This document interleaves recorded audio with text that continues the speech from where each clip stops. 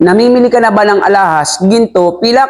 Ngunit nakasisiguro ka ba na ang gamit mong asido ay garantisado? Lagi niyo pong tatandaan, asido lamang ang may kakayahan na malaman ang isang ginto, alahas man ito o gold bar, kung ilang karat ang mga ito. Lamang ang may alam.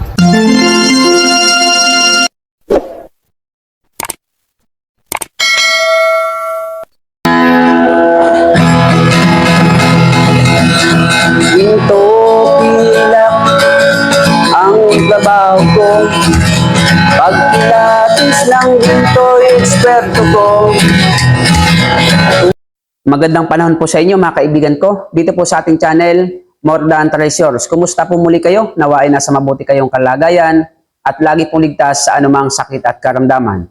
So sa video po natin ito ay bibigyan po nating paliwanag ang isa pong komento patungkol po sa pag-test ng isang silver. Ngunit bago po yun, shoutout po sa ating taga-subaybay na si Ma'am Lorica May ng Valenzuela. Shoutout po sa inyo Ma'am Idol, shoutout po sa inyo sa lahat ng taga Valenzuela. So sa video po natin ito ay may nag-comment po sa isa nating content. Ang content po natin noon ay paano malalaman ang tunay na silver.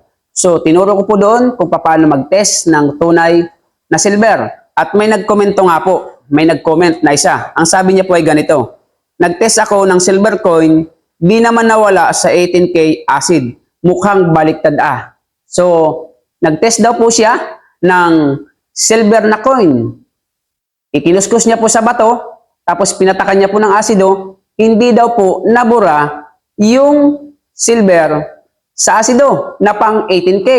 Kasi tinuro ko po doon kung paano malalaman ang tunay na silver na kinuskus, kapag kinuskus po sa bato ang silver at binuhusan po ng asido, dapat po ay nawawala yung silver, natutunaw sa asido. Ngunit sa kanya ay hindi daw po natunaw. Ang sabi niya pa nga sa akin, mukhang baliktad. So, ibig sabihin niya, ang pag-test po ng silver, dapat hindi mabuburas sa bato kapag binuhusan ng pang 18K na asido. So, malinaw ang ibig sabihin niya, ang silver daw po kapag kinuskus sa bato at binuhusan ng asido, dapat po ay hindi matunaw ng asido na pang 18K. Ako na po ang magsasabi sa inyo mga ka-More Than Treasures, ang tunay po na silver, kapag ikinuskus po sa bato, kapag yan po ay hindi nabura, 100%, hindi po yan silver. Ngunit ang sabi niya, hindi daw po nabura yung kanyang silver nang buhusan niya po ng asido na pang 18K. Kaya yung tinuro ko daw po ay baliktad. Kaya po mga ka-More Than Treasures, mag-ingat po kayo sa pagbili o pag-order ng mga asido na gagamitin nyo kapag kayo ay mamimili ng ginto pilak. Lalo na po sa mga baguhan, mag-ingat po kayo. Kasi ang sabi niya po, pinatakan niya ng asido na pang 18K. So meaning to say, kung ang kanyang asido na pang 18K ay meron siya, meron din po siyang asido na pang 14K. At sigurado ko, may asido din siya na pang 21K, pang 22K, at pang 24K. Ngunit ang kanya pong asido na ginamit ay pang 18K. O, imagine niyo po ha, yung asido niya ay pang 18K daw. Pero, ibinuhos niya sa kanyang silver na kinuskus sa bato, hindi daw natunaw. Tignan niyo po kung gaano kasablay yung ginagamit niya na asido. Silver lang, hindi pa na kayang tunawin ng kanyang pang 18K. How much more po kapag ka po ang kanyang pinatakan pala ay gold-plated lang o kahit po tanso lamang. Hindi din po pala kayang tunawin ng asido. Ibig sabihin, pag kinuskus niya yung dilaw na tanso, binuhusan ng asido niya, hindi nabura. Ibig sabihin, ginto. Kasi kung ang silver ay hindi kayang tunawin ng kanyang asido na pang 18K, ganon din po ang tanso. Hindi din po niyang kayang tunawin. Lalo na po yung mga gold-plated. Kaya po mag-iingat kayo sa pag-order ng asido, mga ka-More Than Treasures.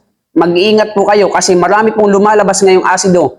May pang 14K, may pang 18K, may pang 24K. Ako na po ang magsasabi sa inyo, kapag ganyang asido ang ginamit nyo, 100%, wala po kayong kahihinat ng maganda dyan. Ano po? Ibig sabihin, mapepeke ka po 100%. At ang gumagamit po ng asido na iba't ibang klase, may pang 14K, pang 18K, pang 21K, pang 24K, yung gumagamit po ng ganyan, hindi po talaga yan marunong sa alahas. Gusto niyo po bang malaman ang tunay at legit na asido? Kung ano po ang asido na ginagamit, at ito ay isang piraso lang, iisa lang po ito.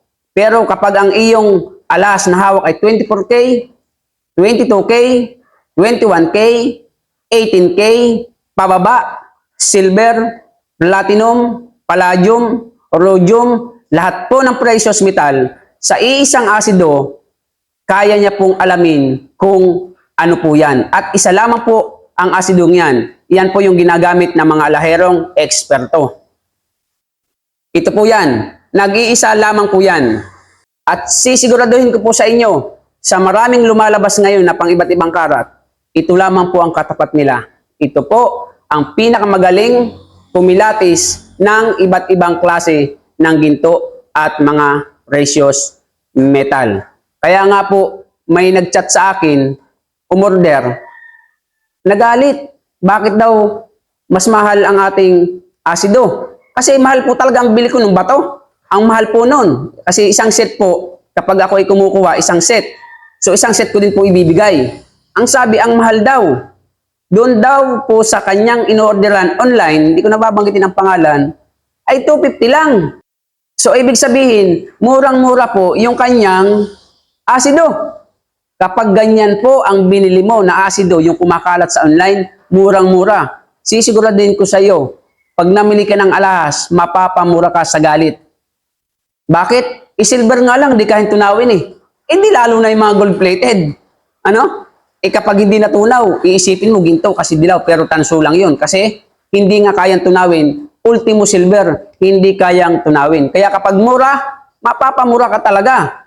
Itong ating asido na ginagamit, ito po ang asido ng mga eksperto, mga ka-more than treasures. Mahal, pero sisiguraduhin ko sa iyo, mapapamahal ka po sa asidong ito. Mamahalin mo ito kapag ikaw ay namimili ng ginto pilak dahil hindi ka makaalis pa sa pamimili kapag wala ka nito. Kapag ikaw ay natutong gumamit po nito, kahit gaano kagaling ang mamimili ng ginto pilak, pag walang dala nito, hindi po yan nakapamimili. Dahil ito po ang kakambal at pinaka-special weapon ng mga ekspertong alahero. Kaya wag na po kayong pa-order-order kung saan-saan pa. Mag-chat lamang po kayo sa ating FB page, ano po, at tutulungan ko po kayo kung paano magkakaroon po ng original at talaga pong ekspertong asido sa pagkilatis ng ginto. Para hindi po kayo nanguhula. Kaya nga pag nanonood ako ng mga vlog, nakikita ko doon, may 24K, ginamit nyo pang 24K, ginamit nyo pang silver, ginamit nyo pang 14K. Parang nakakatuwa. Ano po? Nakakatuwa at talaga namang kapag ganyan ang ginamit nyo, wala pong mangyayari sa inyo. Hindi kayo matututo sa pagkilatis ng ginto. Kahit pasubukan natin, yung mga gumagamit ng ganyang klase ng asido, iba't ibang karat, wala pong alam sa alas yan. Yan po ay nag-experiment lamang po yan. Isa lamang po ang gamit ng mga eksperto. Ito ay ang nag-iisang asido at ito po ang ginagamit ng inyong more than treasure tutor. Ano po? So ito po ang tinuturo natin sa inyo na lagi nyong gagamitin. Pwede ko po kayong tulungan. So ito nga po pala, kay Ma'am Lorica, ito na po. Papadala ko na po sa ito. Dalawa po ito. Bato pa lang, kakaiba na. Ano? Siyempre, kakambal po ng asido na wonder tubig natin ay ang wonder bato po natin. Lagi po magkakambal yan. Ito po ay Batikanong bato. Tignan nyo naman po, kulay pa lang. Talaga pong black stone. At napakahirap po humanap nito. Ito po ay napakaganda at advisable sa mga beginner. Pero sa mga Batikano, kahit po hindi itim, okay lang po. Pero sa mga beginner, kailangan black stone talaga po ang iyong gamit kasi magaling po itong kikilatis ng ginto. Ngayon, habang ikaw ay nagiging matalas sa pagkilatis ng ginto, kahit hindi na po yan masyadong black, pero ito po talaga ay para sa mga beginner. Inuulit ko po sa inyo, ito po ay tutulungan ko kayo na magkaroon. Basta ibalik nyo lamang po yung gastos ko, pati shipping ko, pati pagpunta ko po sa JNT. Ano po? Sapagkat mahal din po ang aking puhunan. Ang libre na lang sa inyo ay yung libreng tutorial po natin sa ating mga video. Kaya inuulit ko mga ka-More Than Treasure, sa nag-comment po nito, magpalit ka na po idol ng asido. Itapon mo na yung asido mo upang sa gayon ay matuto po kayo sa pagkilatis ng ginto. Kasi pag yan lagi ang gawa mo, ang gamit mo, hindi ka po matututo sa pagkilatis ng ginto. Kaya magpalit ka na ng asido, pwede po kayong kumuha sa atin at kayo ay aking tutulungan po. Marami na pong umorder sa atin. Nung una-una ko pa lamang pagbablog, marami pa akong binigyan nito. Yung mga nagla-live. Nung nagla-live po ako kasi namimigay po ako nito. So hindi na po ako nagla-live kasi ang taas din po ng puhunan. Kaya hindi na po ako namimigay ng libre, balik na po ang puhunan lang. So nawa po ay naging aware kayo sa inyo pong pagkuha o paggamit ng asido na hindi po lahat, lalo na po yung mga lumalabas online, ay wag na wag kayo basta magtitiwala. Doon po kayo kumuha o humingi o bumili ng asido sa mga Batikanong alahero na. Marami pong salamat at kung ikaw ay baguhan pa lamang sa ating channel at nagustuhan nyo po ang ating channel, pakisubscribe nyo po, pakihit po notification bell, lagay nyo ay all upang lagi po kayong update sa ating mga bagong videos. At kung nagustuhan nyo nga, pakilike, comment, and share. Kung may katanungan at sa mabilis na usapan, meron po tayong FB page More Than Treasures. Marami pong salamat. See you in our next video. God bless po. Mayroon akong itatanong sa inyo, sa inyong lahat na nakikinig ng awit ko. Nais nyo ba na kayo ay matuto sa usapang alahas, pilak at ginto? Kung nais nyo na kayo ay matuto, buksan nyo ang YouTube channel ko. More Than Treasures, More Than Treasures, More Than Treasures ang aking pangalan.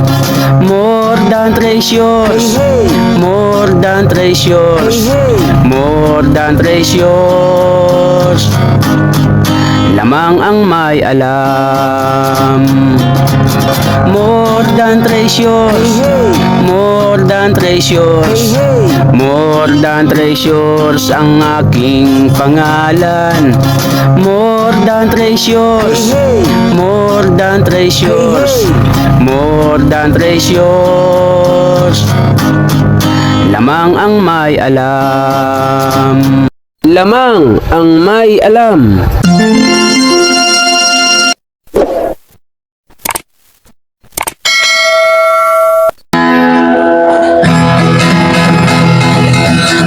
Ginto pilak ang trabaho ko, pagkilatis ng ginto eksperto ko. Kung sa mga kabisado ko, alam ko ang peke at totoo. Ako ay isang masayang ng ginto, alam ko ang tunay at totoo. Kung usapan ay alas lang, yan ay kaya nating patunayan. Ako ay alahero at asayer ng ginto, alam ko ang tunay at totoo. Walang maitatago kung usapan ay ginto, pagkat ang alahero'y eksperto sa ginto. Mayroon ngayong bagong pauso, mahal daw ang bariyang 10 piso. 2001. Ang iba naman ay 5 piso. Ang iba'y 20 peso, lagpas kwelyo. Kung sila'y inyong tawagan, chat mo at kahit reply wala man lang. Pagkat ito ang katotohanan, sa usapang barya sila'y walang alam. Dito pilak ang trabaho ko, pag pilatis ng ginto'y eksperto ko. At kung sa mga tatak ay kabisado ko, alam ko ang peke at totoo. Ako ay isang asayer ng ginto, alam ko ang tunay at totoo. Walang maitatago kung usapan ay ginto, pagkat ang alahero'y eksperto sa ginto. May mga taong akala mo ay may alam sa pagkilatis ng ginto ay nakikialam, ngunit ang kanilang ginagawang paraan ay napakalayo na sa katotohanan.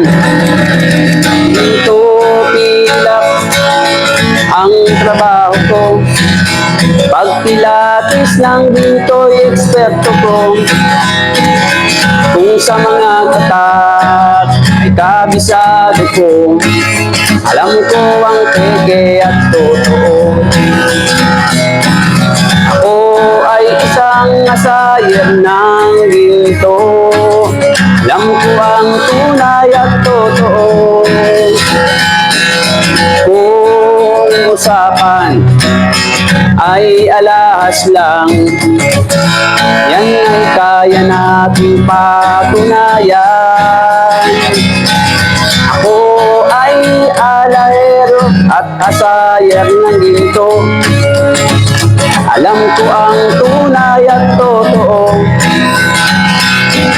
Walang maitatago kung usapan ay ginto, pagkat ang alahero'y eksperto sa ginto. Ginto pilak ang trabaho ko, pag pilatis lang ginto'y eksperto ko. Kung sa mga tatak ay kabisado ko, alam ko ang peke at totoo. Ako ay isang asayer ng ginto, alam ko ang tunay at totoo. Walang maitatago kung usapan ay ginto, pagkat ang alahero'y eksperto sa ginto. Pagkat ang alahero'y eksperto sa ginto.